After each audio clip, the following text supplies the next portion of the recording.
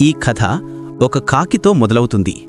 అది తన జీవితం పట్ల చాలా అసంతృప్తితో ఏడుస్తూ ఉంటుంది. ఆ కాకి బాధను ఒక సన్యాసి గమనించి, ఎందుకు ఏడుస్తున్నావని అడుగుతాడు.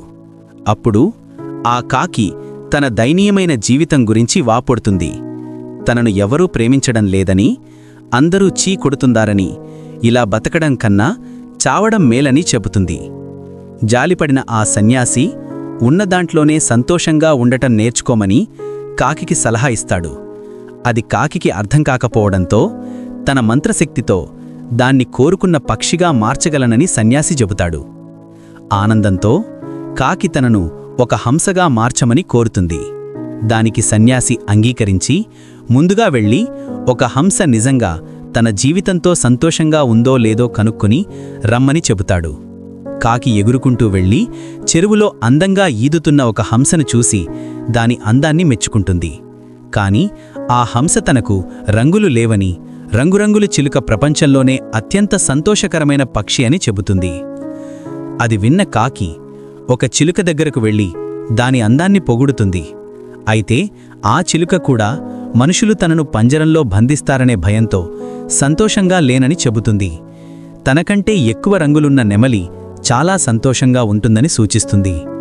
అప్పుడు కాకి నెమలిని వెతుక్కుంటూ ఒక జూకు వెళుతుంది. అక్కడ నెమలి ఒక పంజరంలో ఉంటుంది. దాన్ని చూడడానికి చాలామంది గుమిగూడి ఉంటారు.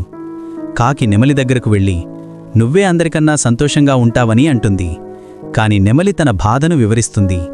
తన అందమే తన బంధనానికి కారణమైందని, అలంకరణ కోసం ప్రజలు తన ఈకలను పీకినప్పుడు చాలా నొప్పిగా ఉంటుందని చెబుతుంది. ఆ తర్వాత నెమలి ఒక ముఖ్యమైన విషయం చెబుతుంది. ఈ జూ మొత్తంలో పంజరంలో బంధించబడకుండా స్వేచ్ఛగా తిరుగుతున్న ఏకైక పక్షివి నువ్వే. ఆ స్వేచ్ఛ కోసం నేను కాకిగా పుట్టి ఉంటే బాగుండేది అని అంటుంది. ఈ మాటలు విన్న కాకికి జ్ఞానోదయమవుతుంది. అది సన్యాసి దగ్గరకు తిరిగి వచ్చి తన జీవితంలో మొదటిసారిగా కాకిగా ఉన్నందుకు నిజంగా సంతోషపడుతుంది. తనకు ఇంకే పక్షిగా మారాలని లేదని, ఉన్నట్టుగానే తాను సంతృప్తిగా ఉన్నానని సన్యాసితో చెబుతుంది.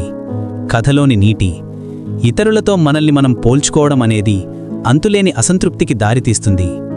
నిజమైన ఆనందం మన దగ్గర ఉన్నదానితో సంతృప్తిగా ఉండటంలోనే ఉంటుంది, కానీ ఇతరులతో పోల్చుకోవడంలో కాదు.